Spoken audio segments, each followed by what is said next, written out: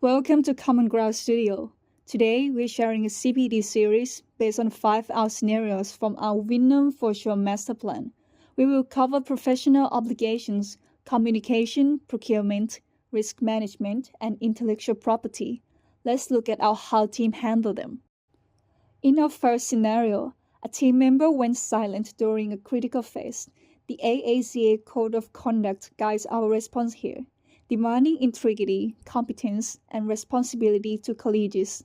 We immediately documented all contact attempts, held a crisis meeting, and redistributed tasks to project the project timeline. Good professional leadership means acting quickly, supporting the team, and focusing on solutions, not blame. Come in.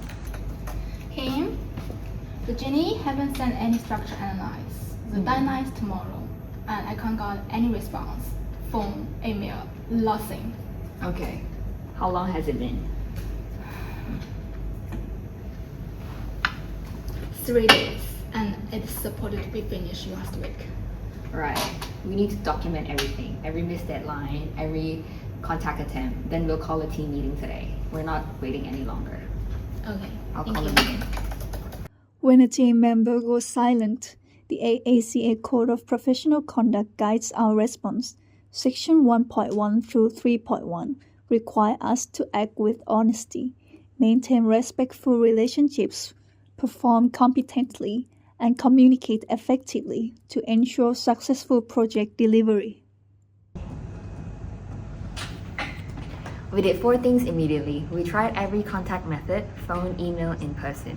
We documented all of it. We called a crisis meeting to assess what was at risk, and we distribute Janine tasks based on each person's capacity. And we notified our supervisor about the potential delays before they become a bigger problem. To address an unresponsive team member, our actions are broken down systematically.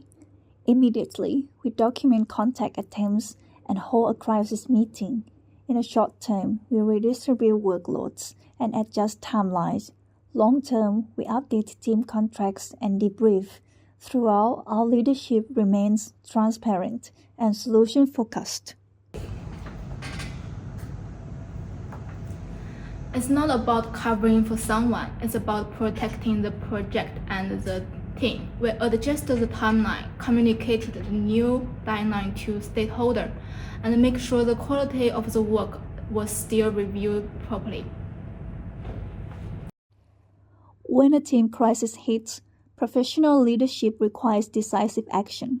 We immediately map our team skills to redistribute the workload and protect project quality. Then we step up ongoing management with daily check-ins. Finally, we focus on recovery, updating our agreements to prevent future breakdowns. Next, an undocumented verbal promise to a stakeholder created a serious scope misunderstanding. The AIA Acumen note on risk management highlights lack of written records as a major source of professional risk. Furthermore, under the client-architect agreement, architects must maintain accurate records at all stages. The takeaway is simple. If a conversation touches scope, budget, or expectations, write it down. Hey Muta, good to hear from you. How's everything going with the club? Really well, thanks Kim. We've been keeping an eye on work from plans. The members were very excited. We're just hoping there is some function space for the club in the new building. Yeah, look, I'd imagine you could work in a private room for the club somewhere. I think that would be a great addition. Fantastic. That's exactly what the members were looking for. We were looking forward to it. Thanks. See ya. For the call. As soon as I had realized what had happened, I had to clarify the situation in writing, acknowledge the conversation, confirm what had and hadn't been approved, make sure Muta understood the difference between the informal idea and formal project commitment. Client pressure to spend a budget surplus quickly is never a reason to bypass due process. For publicly funded projects, spending must align with the Queensland procurement policy by relying on our CAA 2024 agreement and AS 4000 2025. We use provisional sums to direct the surplus transparently. This legal mechanism allowed for building upgrades without retendering, ensuring full probity and ethical practice. Ms. Chen, we got a 30% surplus sitting in this project budget. Finance needed to be committed before the end of financial year. I need you to find ways to spend it.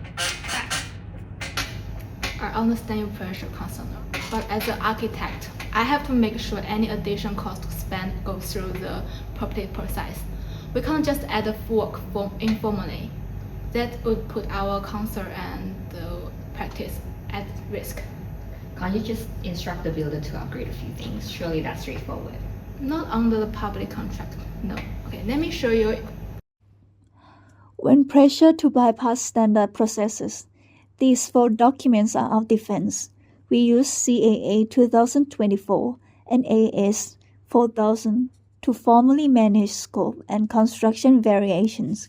We enforce the Queensland procurement policy to guarantee public value for money, all while upholding strict ethical behavior under the AACA Code.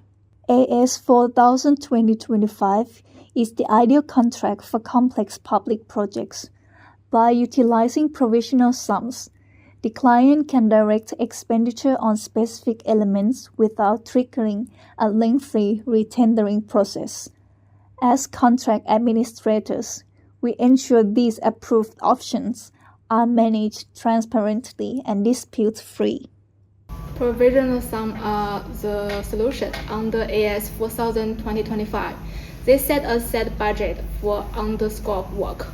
As a superintendent, we issue a formal instruction to release each other.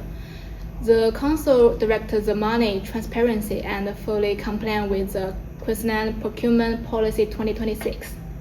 We structure the surplus across 3 tiers: high-volume building upgrades, community and public realm improvements, and contingency reserve. Every variation is supported by quality, quantity severe cost verification, and written client approval.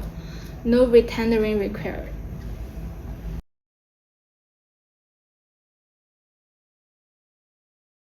Discovering contaminated soil is a critical risk. Our response was guided by AACA Performance Criteria 16, which mandates risk management and safety in design. Using a risk matrix, the contamination score as a very high risk. We immediately stopped work, isolated the zone, and ordered geotechnical testing. Early identification and structure mitigation ultimately protect the public, the client, and our professional reputation. Team, we got a problem. Have a look.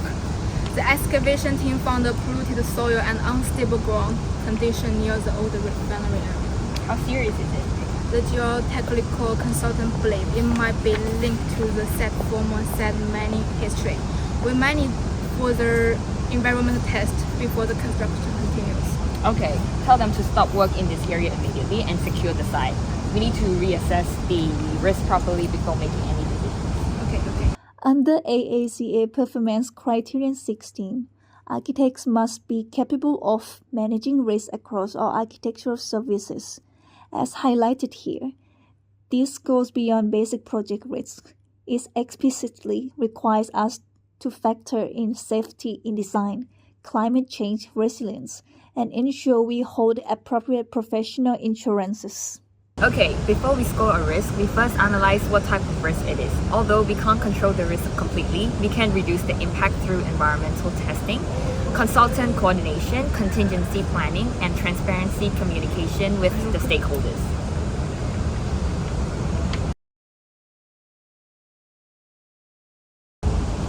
So Kim, how do we assess the risk?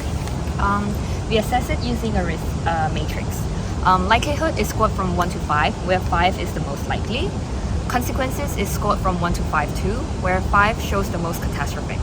The contamination risk scored high in both categories due to both potential environmental impacts, construction delays, and safety concerns. This classified as very high risk. We must immediately mitigate it.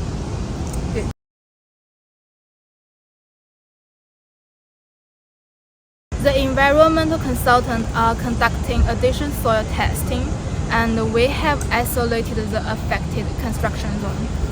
Every risk response falls into 3 categories: eliminate, mitigate, or manage. Based on the scenario, we couldn't eliminate the site's industrial history. However, we mitigated the risk through geotechnical testing, revised construction staging, and contingency allowances within the budget. We also managed the remaining risk through consultant coordination, safety control, and ongoing communication with the client and authorities. Architects must actively manage environmental, financial, and professional risks throughout the project. While not all risks can be avoided, their impacts are reduced through early testing, consultant coordination, and contingency planning. Documenting these steps improve accountability and reduce our liability. Standard government contracts often waste our intellectual property with the Crown, but this directly conflicts with an Indigenous artist's rights under UNDRIP and ICIP, alongside their inherent moral rights. As architects, our role isn't to make the final legal decision, but to spot the conflict early by facilitating open communication between the council and the artist. We helped negotiate a license to display that respects both parties. IP's close and transfer everything to the council, but Kim hasn't agreed to give up ownership of her artwork yet. And under Indigenous culture and intellectual property and United Nations Declaration, she has the right to keep ownership and over her artwork. I sent email to both of them at the same time. It's very clear, no size conversation. I need both parties to understand the same 3 things before we advance any further. It's not my place to decide whose position is right, but it is my responsibility to make sure neither party enter the binding agreement without understanding what they are actually signing away or what the right they may be overlooking. We use the IP clause in all of our government projects. It's just standard. We honestly didn't think about how this would affect an artwork like yours. We don't need to own it, we just want to be able to display it publicly. A license to display is fine, but I need it written so the work can't be reproduced or changed without my agreement. The cultural meaning of this piece is not something the council should be able to alter.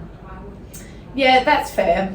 We'll have the contract amended so the license is displayed, no modifications will be allowed without your consent, and the credit will go to you as the artist. That's the resolution. The contract clause created conflicts, but it's fixable one. When both parties understood it, my role was to find it, communicate it clearly to everyone at the same time, and let them work out the answers together.